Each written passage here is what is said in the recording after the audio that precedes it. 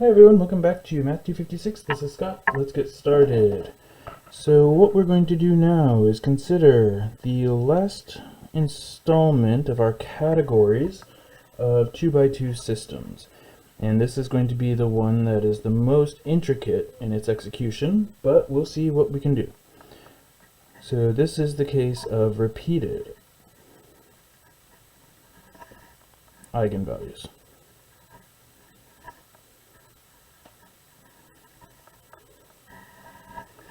Alright, so let's take stock of where we are right now. So up until now we have been considering systems that either had two distinct eigenvalues, two distinct real eigenvalues, which would lead us to two linearly independent eigenvectors. Or else we had a complex eigenvalue, and then by the magic of Euler's formula, we were able to find two linearly independent solutions by breaking it into sines and cosines and such when we look at the real and imaginary parts. Now we're going to look at the case where we are not so lucky. So let's think about why we were lucky before and what to do when we're not. So until now,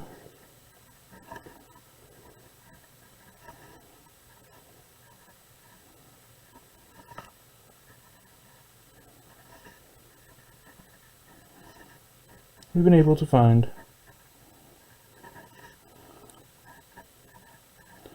two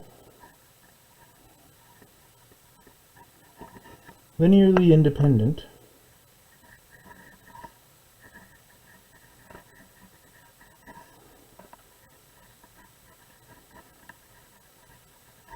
solutions for each system.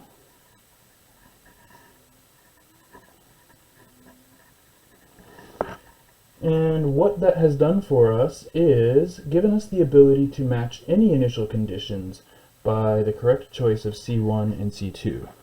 So this enables us to fit any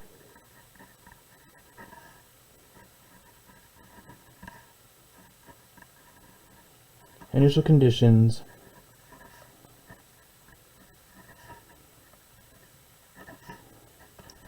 by finding the correct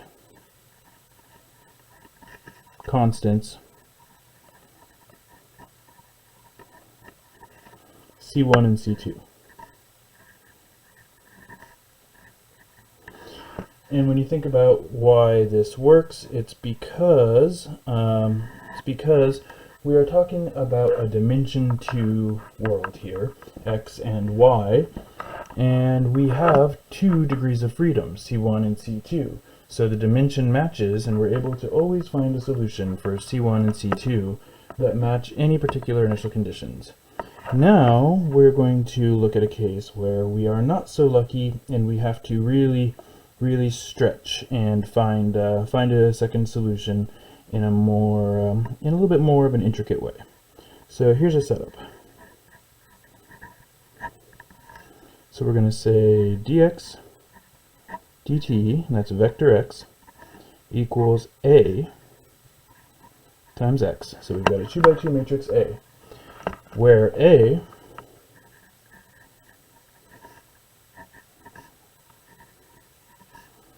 has a single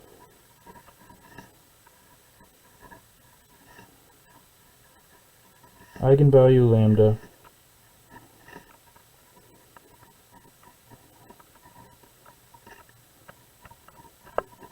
of multiplicity 2. Alright, well in this setup there are going to be two cases. One case which is easy to deal with, but which unfortunately won't come up very often, and then another case which is a little bit harder and unfortunately will be the usual. So case 1.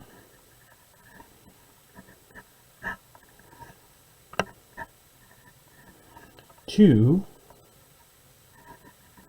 I should say independent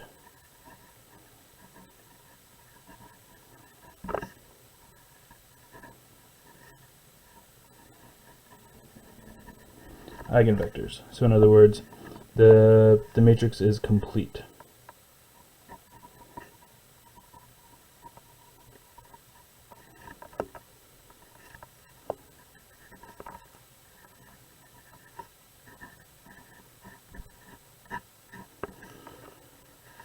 Okay, so an example of this would be something like this.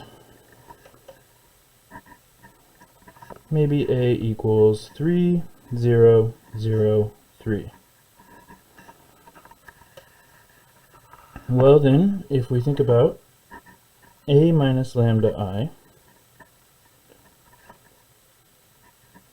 that's 3 minus lambda, 0, 0, 3 minus lambda, and then the determinant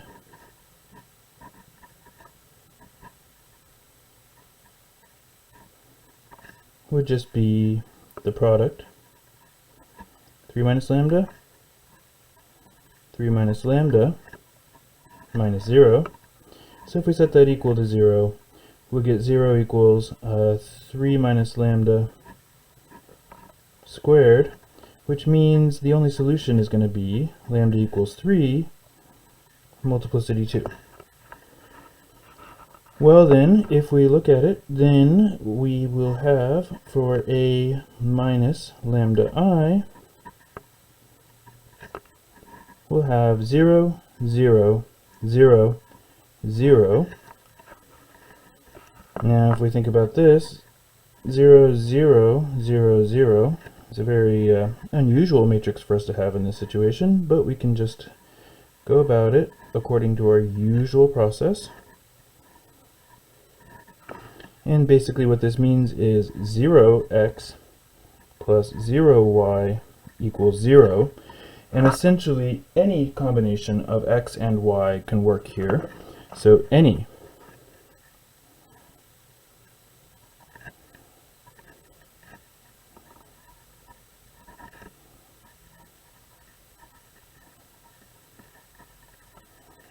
combination of x and y work. So we could do, for example, x equals 1, y equals 0. That would be a possibility. Or we could do x equals 0, y equals 1. So we could have v1 equals 1, 0, for example.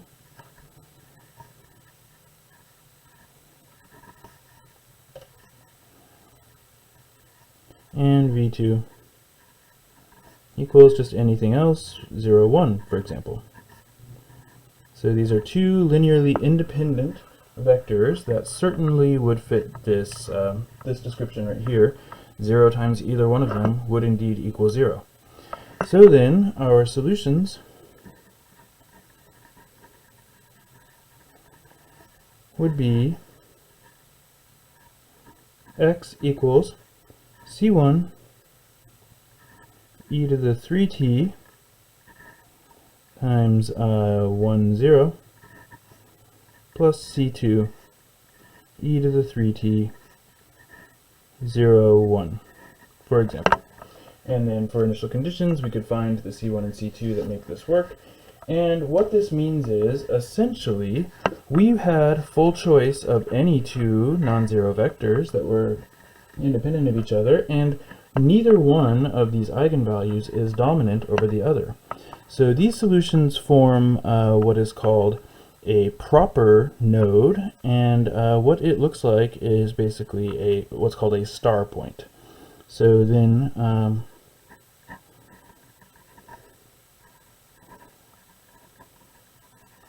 this system has a proper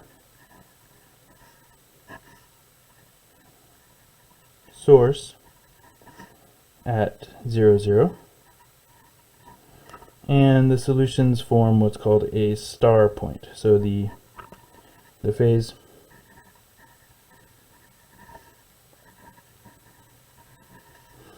plane has a star point.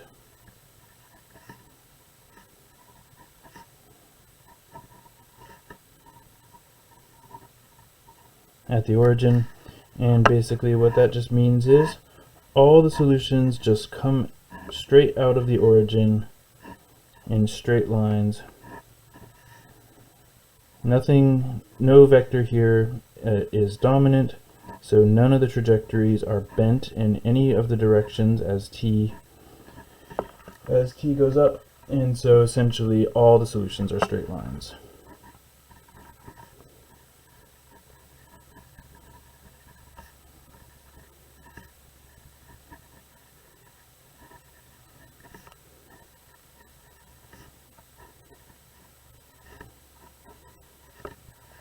From the origin. So let's think about what this system actually even was. So we had dx dt equals 3x, dy dt equals 3y. So in fact, this system was fully decoupled. It wasn't coupled in any way. The x had no relation on y, the y had no relation on x. They are totally independent of each other. And what we just end up with are exponential solutions equally matched in the x direction and the y direction. And so it always ends up producing a star point. If the lambda is negative, then it'll be a proper sink.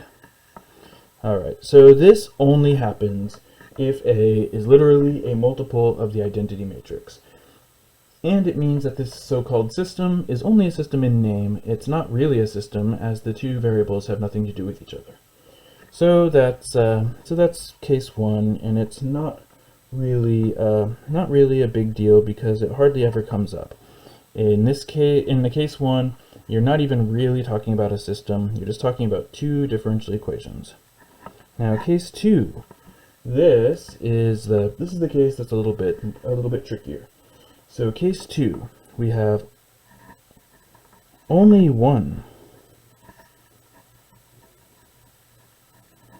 linearly independent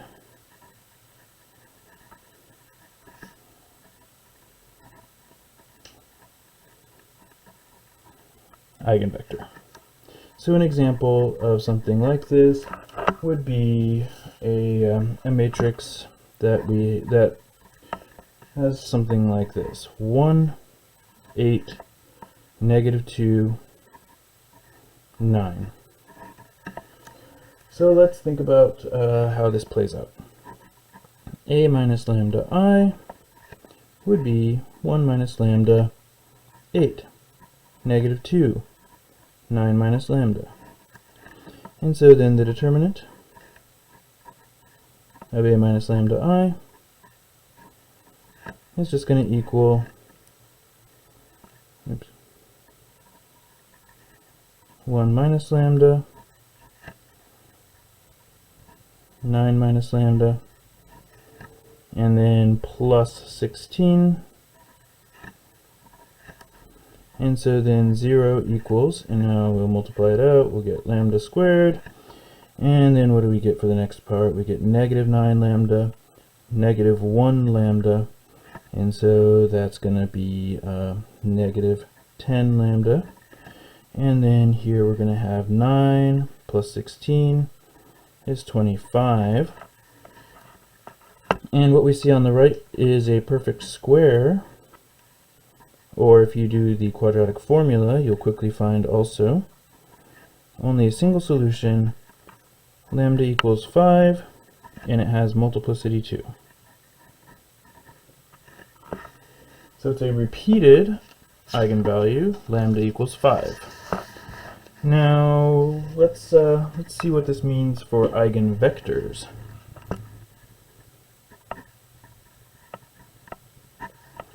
So then A minus lambda I would equal 1 minus 5, 8, -2, 9 minus 5, which would be -4, 8, -2, 4. And sure enough, one of the rows is a multiple of the other, and that's what we always expect to happen, and so we don't have any surprises here. And then if we look at it on an x and y basis, -4, 8, -2, 4, we have full choice of which row to work with, and it doesn't really make any difference, so we'll just choose the first one. So -4x, and that equals 0, 0. -4x plus 8y equals 0. So 8y equals 4x, or in other words, if I divide by 4, 2y equals x, and so I could use x equals 2, y equals 1, giving us v equals 2, 1. Well, great. But that's only one. It's only one eigenvector. How am I supposed to make a second linearly independent solution if I only have one eigenvector? So there is only one eigenvector. So in other words, i.e., the system is defective.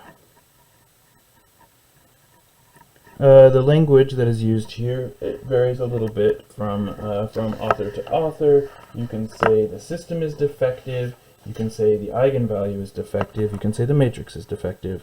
Whatever it is though, it's defective. There is something missing. It is missing a second eigenvector. Okay, so here is the approach that we will use to deal with this.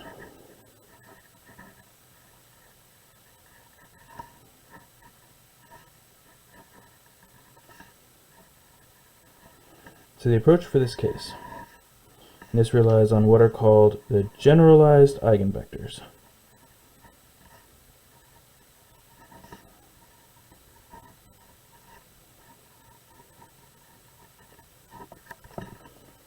Okay, so the way that we go about this is pretty tricky, but first I want to note before we get into anything, note,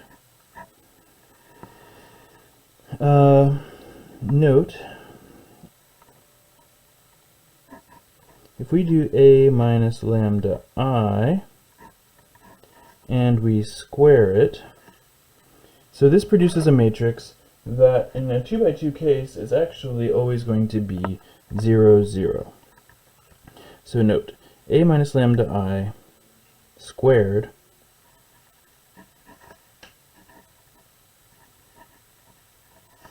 will produce 0, 0, 0, 0 if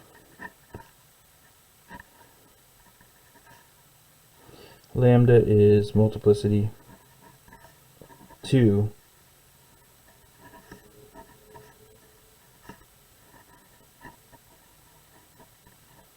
and a is defective. Now then, if we think about what that means, that we can so we can use any non-zero vector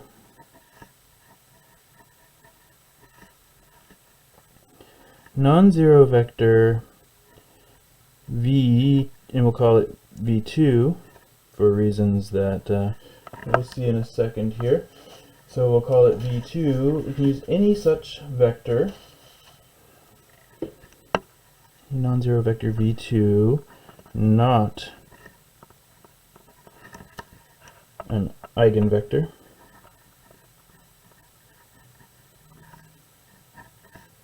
of A, so any that's not an eigenvector of A, as a solution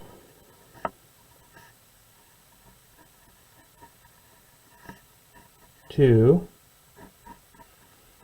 a minus lambda I squared v2 equals 0. And then what that means is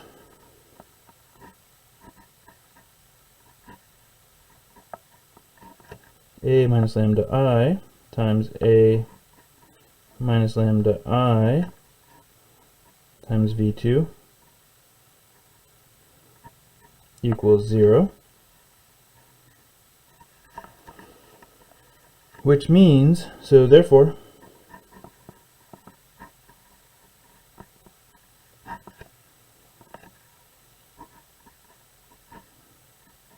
a minus lambda I v2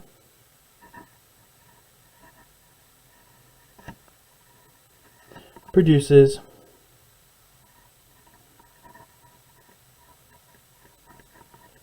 an eigenvector of A. Just by definition. What does it take to be an eigenvector of A? It means that if we do A minus lambda I times said vector, it makes 0, 0. Now that is, so that would be the case here, and that will be the eigenvector that we can use in constructing our solution. So then, call v1 equal to the product here, a minus lambda I v2.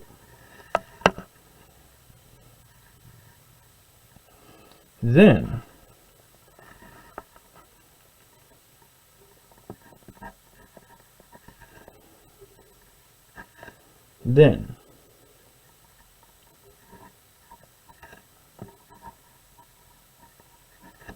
our general solution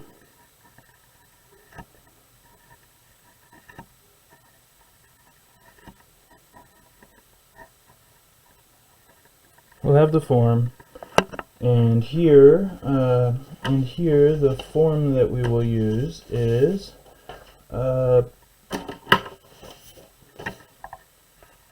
x equals c1 e to the lambda t v1 plus c2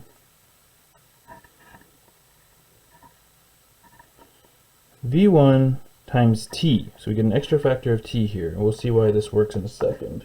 But for now, let's just get it on paper, and then we'll explore why. Oops, e to the lambda t here.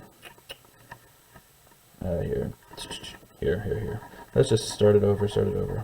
Got distracted by that t and forgot to write the e to the lambda t part. Okay, so x equals, so take it from the top, c1 e to the lambda t v1. So right now, as of right now, v1 being an eigenvector, this is totally standard on the first part here. The part that is unusual is the next part, which is c2 e to the lambda t. So far so good. And then here is where the generalized eigenvector part comes in. v1t plus v2. So this part is what's called the generalized eigenvector.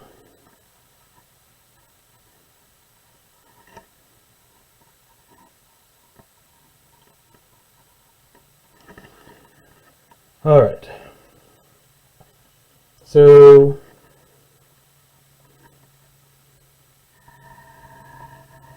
that's going to be our general approach. Now, before we actually apply it, let's see why this would work.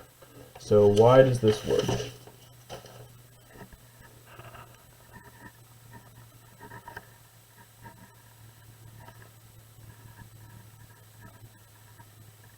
So why this works. Alright, so first off, so what we have are two pieces here. We'll call this x1 and x2.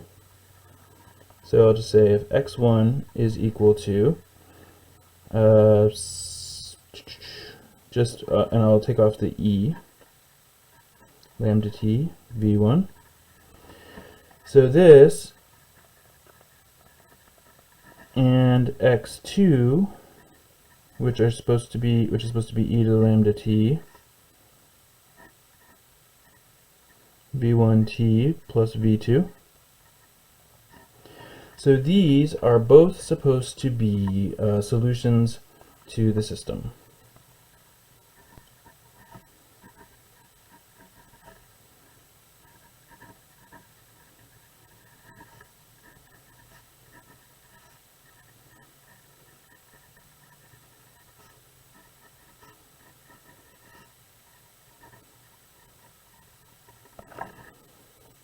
Alright, well, let's see why. So, and by system, remember what we mean is x prime, or dx dt, equals ax. Okay, so first, let's consider x1. So, x1. So, x1 prime, so these are just constants, and so if we just take this derivative term, or I guess component by component, we'll see that it's just a constant, so it doesn't matter, and so we get lambda e to the lambda t v1, but that's equal to e to the lambda t lambda v1, but because lambda is an eigenvalue and v1 its eigenvector, this is the same as e to the lambda t a v1, which is equal to a times x. Check. So this one checks out for the same reason why basically any of our approaches so far in creating solutions would check. It's because of what it even means to be an eigenvalue and what it means to be an eigenvector. Now for x2, the logic is very similar, but slightly more involved. Now for x2, first off, let's remember how the v1 was even made. So note, v1 is equal to a minus lambda I v2. Now what does that mean? That means that v1 is equal to a v2 minus lambda v2. Okay, so that's just a note for future reference.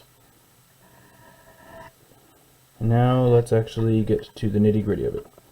Okay, so x2 prime is equal to, well, if we look at this, this is the derivative, and I'll just write it like this, derivative e to the lambda t v1 t plus v2. And here what we have is a product, and we can actually use the product rule, the usual derivative product rule. If you're uncomfortable with the presence of these vectors, just remember that these vectors are just two components, each of which is just a scalar. And then if you do it component by component, it would all follow exactly the same process as just regular differentiation. So this is by the product rule.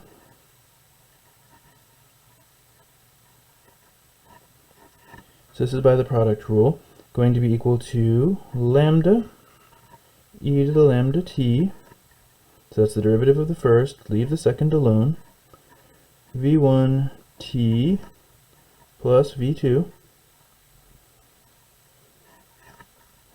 plus, now we leave the first alone, e to the lambda t, and we take the derivative of the second.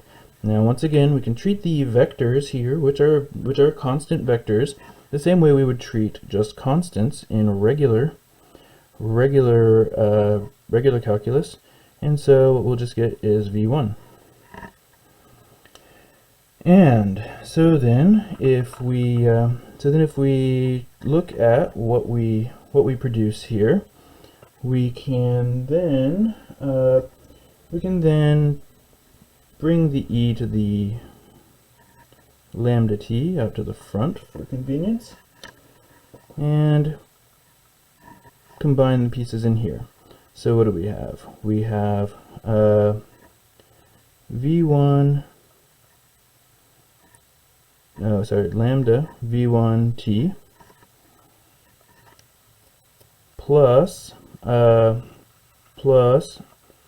lambda v2 plus just v1. So the lambda on the first term, if we want to combine these terms, can get distributed in. And then if we think about what lambda v2 means,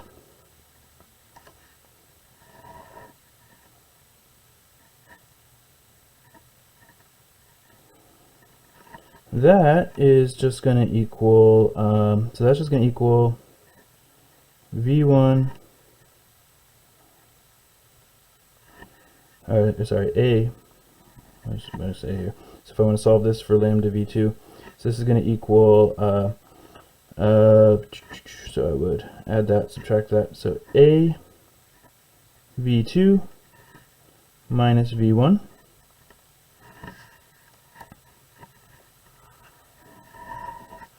and so then what we'll have here is going to be e to the lambda t, lambda v1 t plus a v2 minus v1 plus v1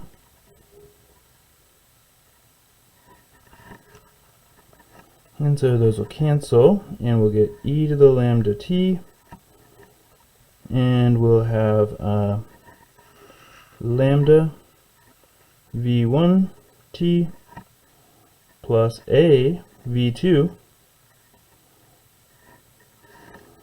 but because v1 and lambda were eigenvectors and eigenvalues for a respectively, this is e to the lambda t times a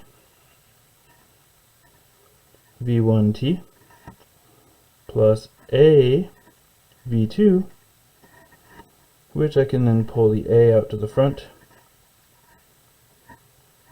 a lambda t v1t plus v2. And what is that? That is just x1. So this is, or with the e to the lambda t anyway, this all becomes just the same as x1, so that's a, or x2 I mean, a x2. Alright, so here, this was a little bit intricate of a verification, but this is such an unusual process that it merits it.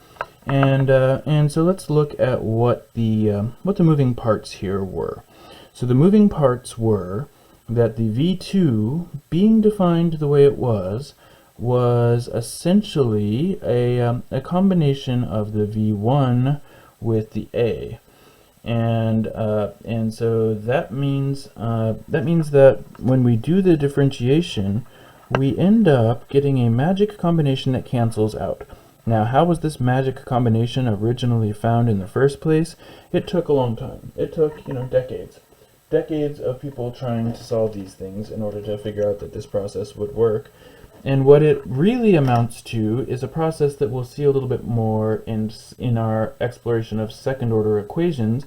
But when you have a known solution, you can usually get close to a second solution. If you, in the case of a repeated eigenvalue, we can usually get close to a second one by just tacking on an extra factor of t. And then the product rule usually somehow comes to our rescue and enables us to put the things together. And that's what in fact happens here as well. Now that's just a verification that this process is a sound one. And now let's actually return back to our example and see how this would actually play out. So let's actually try this. So in our example, let's just say x prime is equal to 1, 8, negative 2, and 9 times x. So this is the example that motivated this whole exploration. We already noticed, so from above,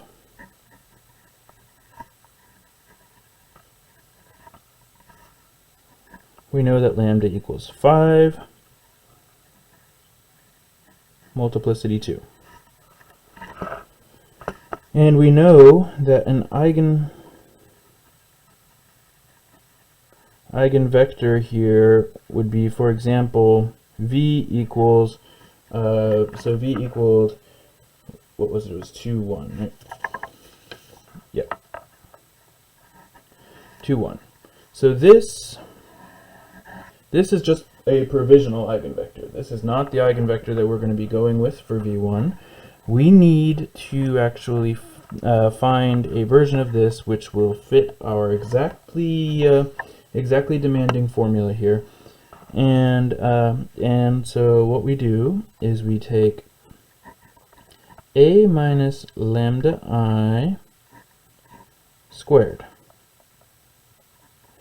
And just to confirm that it will equal 0, 0, so spoiler alert, it always will equal 0, 0.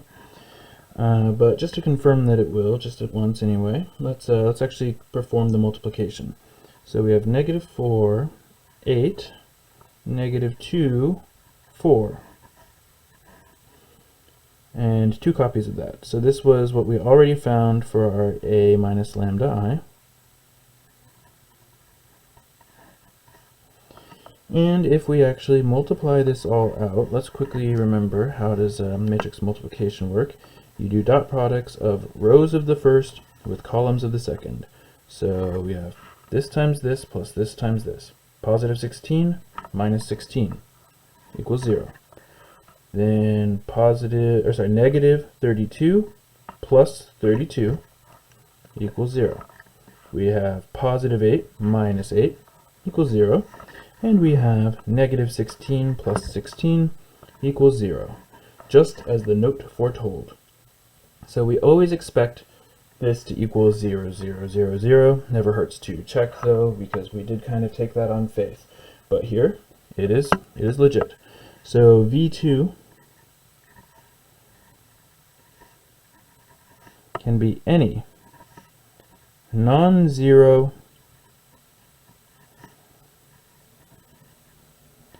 non-eigenvalue or non-eigenvector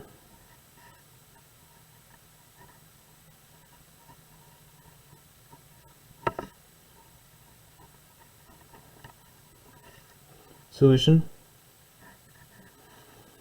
to a minus lambda I squared v2 equals 0, which here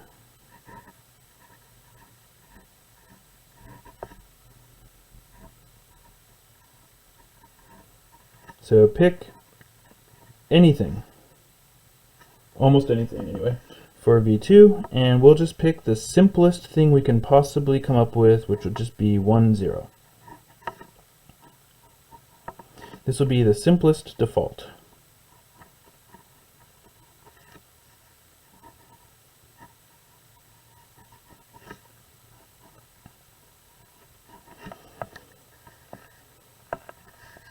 Okay. Then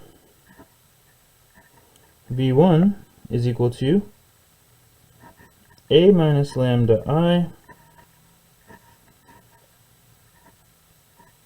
v2, which here is the negative 4, 8, negative 2, 4 times 1, 0. And so what's this going to be? Negative 4 plus 0 for the first. and negative 2 plus 0 for the second. And a note, whenever you are multiplying by a column vector like this, the result will just be the first column. One of the ways you can think of multiplying a matrix by a column vector is this entry times the first column plus this entry times the second column. So here we would just produce the first entry of negative 4, negative 2. So then, our solution is x equals c1, and now what we have is e to the 5t, that's our lambda, times v1, negative 4, negative 2, plus c2 times e to the 5t, so now we're making our x2, and now we'll have negative 4, negative 2t plus our v2, which is 1, 0. Now, because there's so much leeway in the creation of these as far as what we chose for v2, and well, pretty much according to this process, that's the only leeway. But there are actual other processes that also work here. The book, for example, provides a related but slightly different process here. And because we can produce these solutions in different ways, sometimes it's helpful to just put these together into their components and just go first component, just read it right across. So it's going to be negative 4 c1 e to the 5t, what is it then, minus 4t c2 e to the 5t plus 1 c2 e to the 5t, and then same thing down here, negative 2 c1 e to the 5t. And perhaps if I were being a little wiser in my arrangement here, I would have just pulled the e to the 5t out in the very beginning. But this is the bed we have made. We shall lie in it. c2 e to the 5t. Okay, and then initial conditions would help us find this c1 and c2. So here we won't worry about finding those initial conditions right now. We'll do that on another example. So initial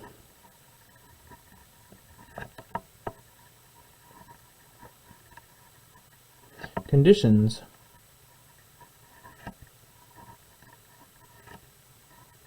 would give us c1 and c2, but rather than go into that right now, let's instead take a second and think about the geometry of these. So the geometry.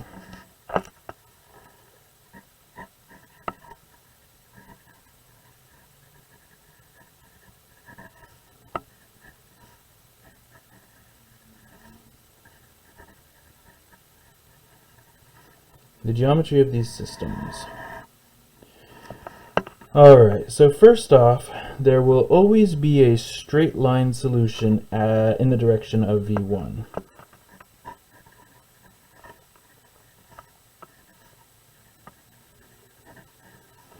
There is a single straight line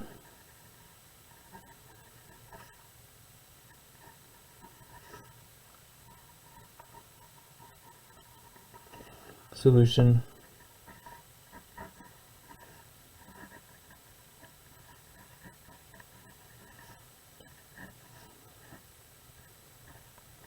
in the direction of v1. So that is what the x1 here gives us.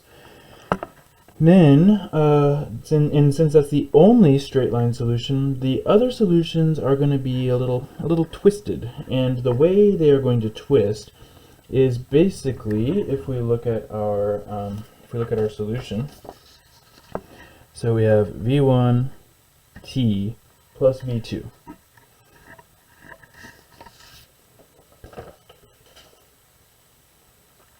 So if we think about this, x equals c1 e to the lambda t v1 plus c2 e to the lambda t v1t plus v2. What we are going to be producing for the first one is that straight line solution. It's this one that's the trickier one. So what's going to be happening with this is that when t is small, this will be pointing the direction of v2. And in particular, if t equals 0, it'll be pointing exactly the direction of v2. And then as t gets bigger, it pushes it more and more in the direction of v1. And so what happens here is this part, so this is a term that pushes it first off away from v1 in the direction of v2, and then it pulls it back towards v1. So at first, so that's for small t, possibly even negative t. For small t,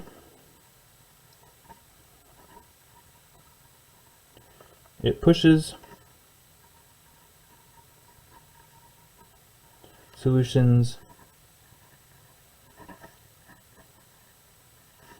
away from v1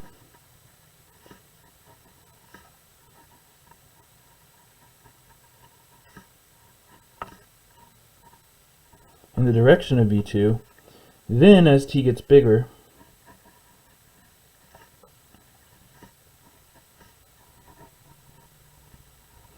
as t grows,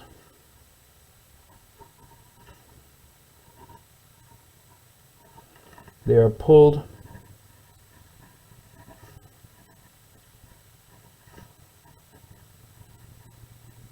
back toward the direction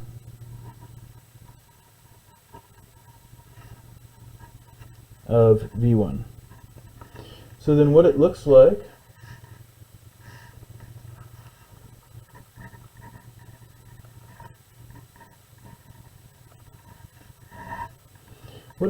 on a phase plane is something like this.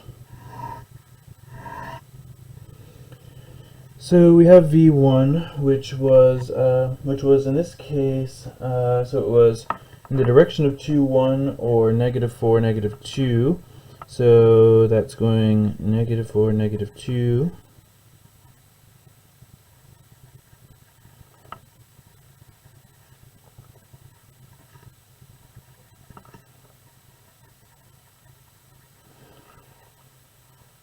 Okay, so that's the straight line solution. And depending on your initial conditions, you're either going out along this way or out along this way, because the eigenvalue is positive, so that means it pushes away. This is a source. Now for the other solutions, we think about our v2, which is just 1 in the x direction, none in the y direction, so that means it's just pointing straight up. And so what happens is, essentially our solutions are pushed like so. And the more they start along here, the longer the push takes. And then if they're starting over here, it goes like that. It's not very long. And then down here, it goes in the direction of the other direction of v1.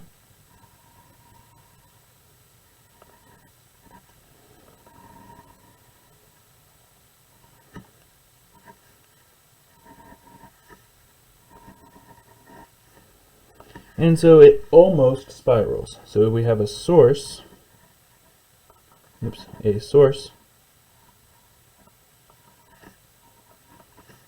at 0, 0, and it almost spirals.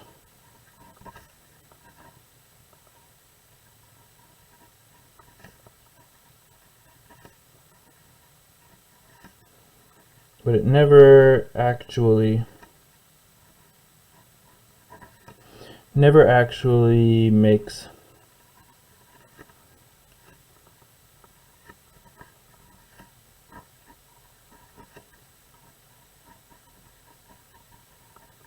a full rotation. So it's like right on the brink of spiraling.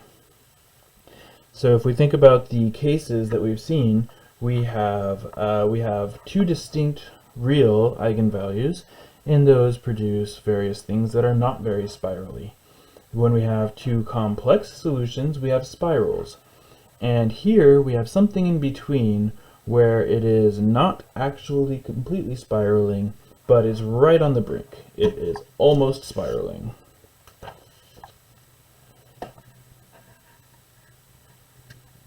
Okay, now let's try another example with some initial conditions.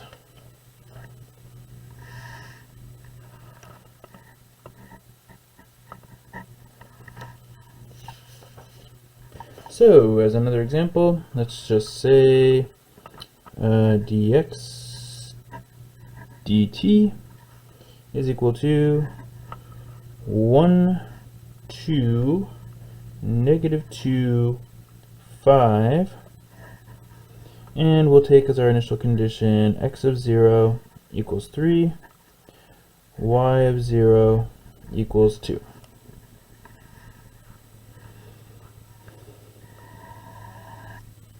Alright, well, I think we can guess what the task is here. Solve it for this initial condition, and then also try to graph it, see what happens. Okay, so A being 1, oh, sorry, we need an x here. 1, 2, negative 2, and 5.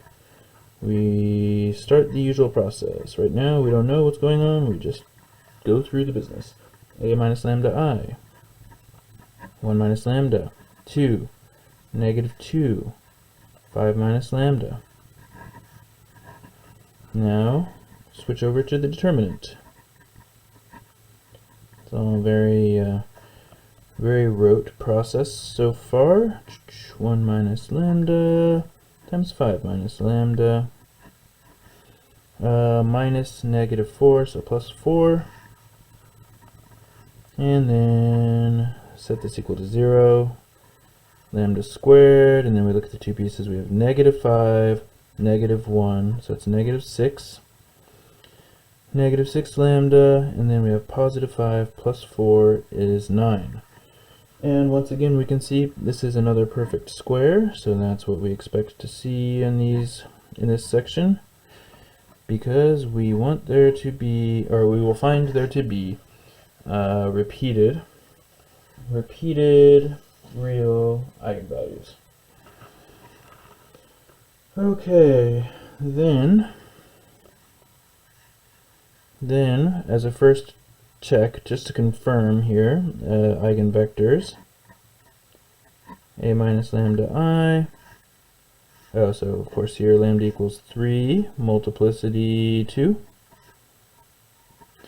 And just to confirm that this actually is defective, and we need to go through this generalized eigenvalue process, or eigenvector process. Let's just see what we get here. So a minus lambda I, so if lambda equals 3, that's going to be 1 minus 3 is negative 2, 2, negative 2, 5 minus 3 is 2. Okay. And then negative 2, 2, negative 2, 2, x, y. I think we all see where this is going. Equals 0, 0. We get negative 2x equals 2y. Or in other words, divide both sides by negative 2. X equals negative y, or y equals negative x, either way. And we just get, for example, we just get, just as a note, only one eigenvector, 1, negative 1. Okay, so defective. This was the only one. We can see that that we can't get any new solutions to this other than what we already had. So it's defective. All right. So then we put this on the back burner. This is not going to be the eigenvector that we're going to take to the bank. We're going to let our process find us a different one that is more suited to our formula as we already have it. Okay, a minus lambda I squared. So here we are just going through the motions to confirm that what we noted was true. So here a minus lambda I squared is going to be this times itself. And matrix multiplication, you just do dot product with dot product, so, or dot product of row with column. So negative 2 times negative 2 is positive 4, minus 4 is 0. Negative 4 plus positive 4 is 0. Positive 4 plus negative 4 is 0. Negative 4 plus positive 4 is 0. Just as the note foretold. Okay, so then V2 can equal anything. I'll just make it 1, 0.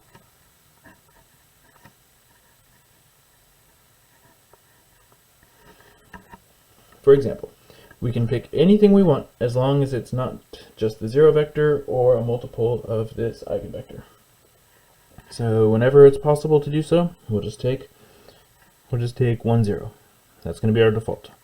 Okay, then V1 is what we get when we do a minus lambda I times V2, which again, negative 2, 2, negative 2, 2 is what that turned out to be. 1, 0, which is just going to be negative 2, negative 2, negative 2. Oh.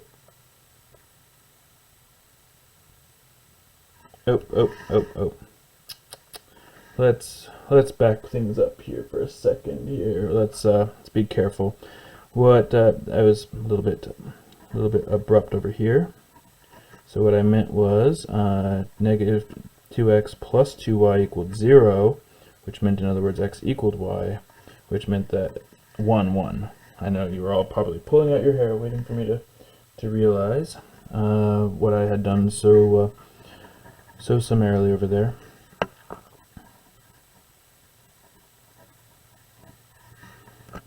So then x equals y, 1, 1. Okay, so negative 2, negative 2. So how I knew from this that this was wrong was that I did not produce a multiple of this original one, because this v1 is supposed to be an eigenvector, and it is in particular the eigenvector that we like for our particular format for these for this process. So then x equals a mysterious c1 e to the lambda was 3, so 3t times negative 2, negative 2 plus a mysterious c2 times e to the 3t times negative 2, negative 2 t plus, and then our v2, which was 1, 0. Once again, we can pick v1 or v2 to be 1, 0 anytime that does not happen to accidentally be an eigenvector of the original.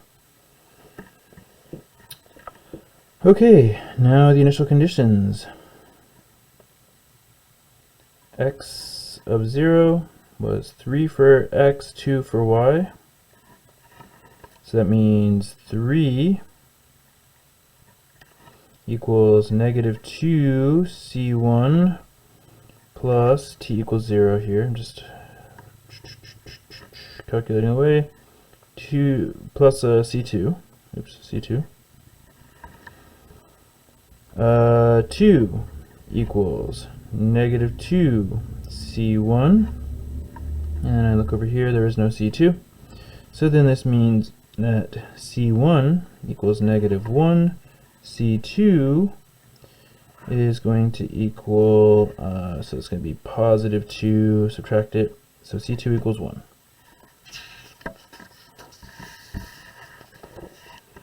And so then that gives me a solution. X equals negative 1,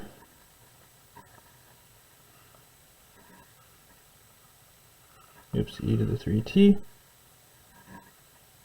negative 2, plus 1,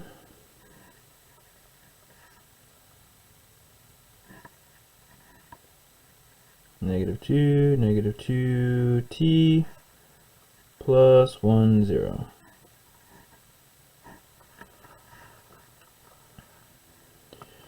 Which, if I wish, I can put these together if I want to. I'm not really going to, though. There's not really any big value in it. But let's think about what this solution in general is going to look like. So we have the v1, which is going like this, like that. So this is v1, and we have different directions that it can be going, all depending on what our initial conditions put us at. And we have v2 going this way. Now, actually, I have repented, and I do want to maybe do a little bit to combine these. So I've got e to the 3t, that's, I'm now going to pull out to the very front, and what am I going to have? I'm going to have, on the constant side, 2 plus 1, so 3 minus 2t, and then over here I'm going to have, what am I going to have? So I'm going to have positive 2 as a constant.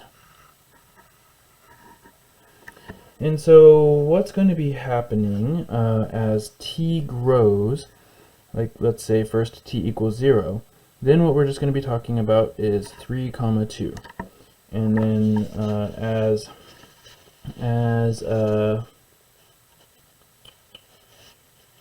so if t equals 0, we're just going to have 3 comma 2, so that's going to be further x than y, so it's going to be over here. And then as the t grows, the x value will be going down, and the y value will be basically what am I doing here? 2 minus 2t. And the y value will also be going down.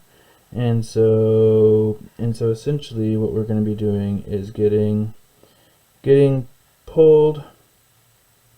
So they're both going down, and so we're getting pulled in the direction of that one.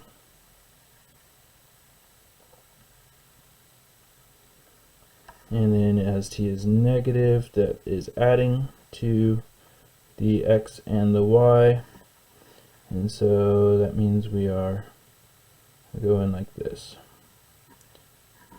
So what's happening here is it is this shadow version of v2 that ends up pulling it down, and it goes down like that.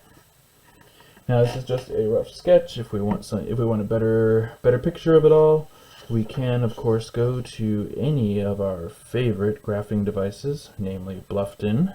Will of course produce a good rendition of this phase portrait and this solution curve. But to enter that is of course just a routine matter, so I will leave it to the reader. Just as a note, this is a source. This is an improper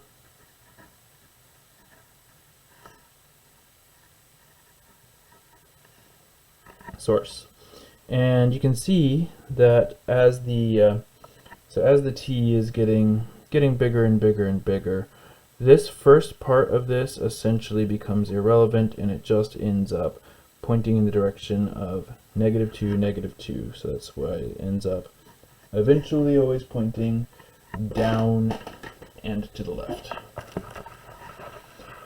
But anyway, that'll do it for this, the last elaboration that we have in our various approaches to solving these 2x2 linear systems.